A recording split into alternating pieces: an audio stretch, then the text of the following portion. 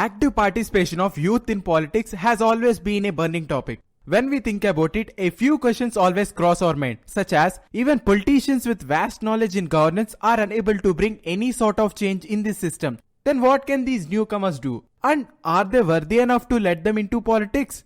One of the most commonly used questions is, what can they achieve when they have zero experience? Stick with me till the end to find out all the answers. Let me say this. Politics has never been youngster friendly throughout the history. Our political spectrum is always filled with leaders who exceeded the retirement age, and even with a mind that is nowhere close to stable, he will still rule and make decisions for us. Isn't it ironic to say every job in the world has retirement age except for the politicians? A man who is a senior citizen will no longer work not just because he is old, but because he has compromised decision making, stubbornness and misjudgments. Then how can a politician over 65 who rules millions can be allowed to make decisions for us?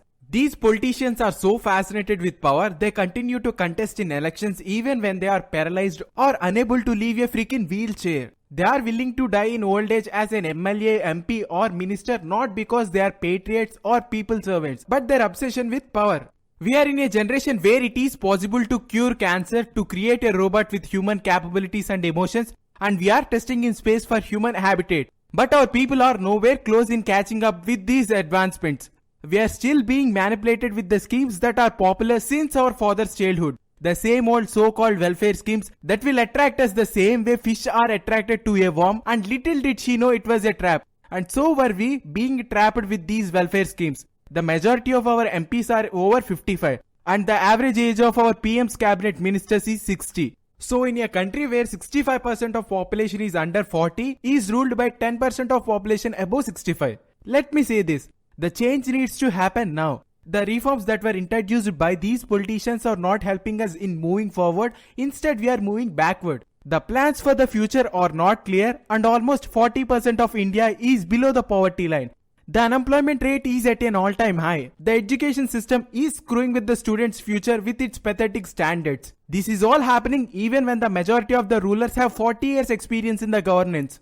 So do you really think that only experience matters? The MLAs and MPs who are contesting in elections needs to declare their assets and money with a clean criminal record to the election commission. But still, no MP or an MLA never got rejected from the elections because of their assets and criminal record, even though they are corrupted and been a part of hundreds of cases. Don't you think they are taking advantage of our flawed system? And do you really think these politicians are worthy?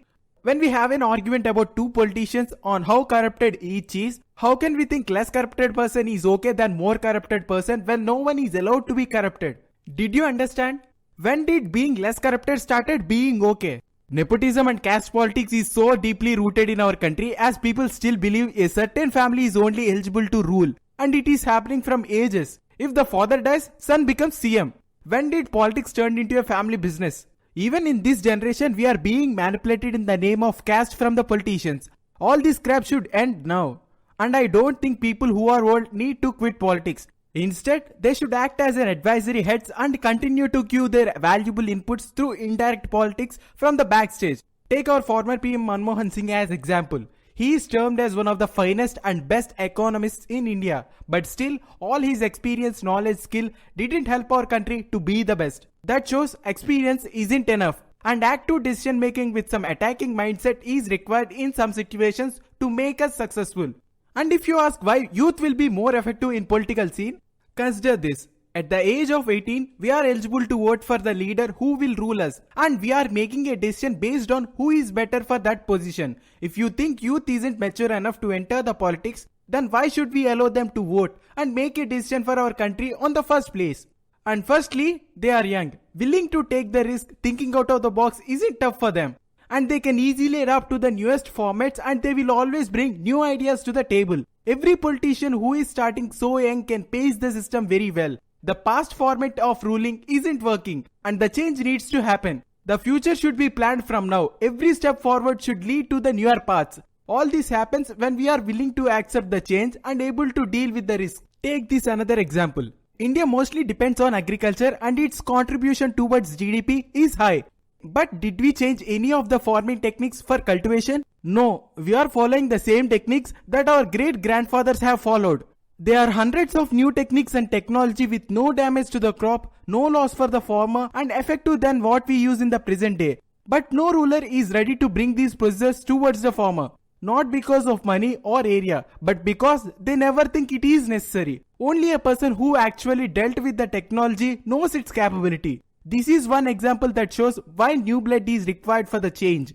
Easy money, free meals, funding, all these schemes are good to some extent. They are effective and required in previous decades, but not now. If you give a man a fish, you feed him for a day. Teach a man to fish and you feed him for a lifetime. So just giving away money randomly to poor doesn't help them. Making their lives happy will happen only when we create livelihood for them. Introducing new reforms to reduce poverty and increase quality of living using technology for creation of jobs should happen.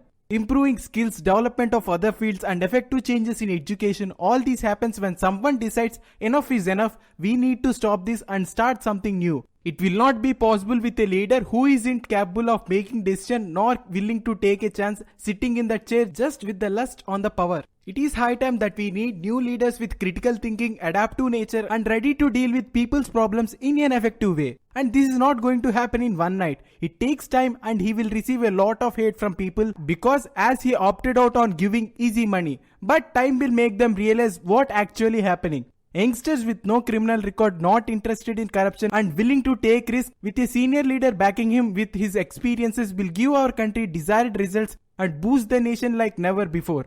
And that's why we need youth in politics. So what are your thoughts on this?